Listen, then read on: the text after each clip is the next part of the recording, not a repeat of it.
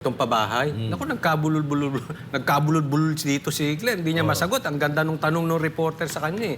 Di ba? Ilan na nagawa ng 3 taon? Meron ba kayo figure? Wala pa 1 milyon. Yabang-yabang nito, pero tinanong siya kung ilan na ba kasi. Yung tanong, may nagawa na ba? I mean, Meron kaya naman. nga Kasi kung i-compare natin kay PRRD, di ba? Hindi nga niya na sugpo 100% yung droga sa Criminality, Pilipinas, pero may nangyari. Naramdaman natin, safe yung kalsada. Safe yung society natin. So, ibig sabihin, siguro it's safe to say 70-80% na-solve niya ang droga sa Pilipinas.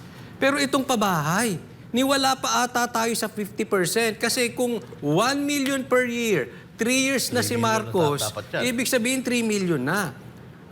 Ako, sa tingin ko, wala pang 10% ang naging pabahay ni Marcos. So, malayo sa realidad. I mean, it's okay if you fail. Pero ito hindi failure to. Ito'y panloloko kasi wala ka namang nagawa. Dahil kung meron niya nagawa, sa yabang ni Claire, hindi, meron. Kaya lang, meron kami nagawa 2 million lang. Or 1 million lang. Pero Hindi, wala hindi siya wala siyang maibigay na figure. Ibig sabihin, nothing significant. Ganun yung So wala silang kayang ipagmalaki.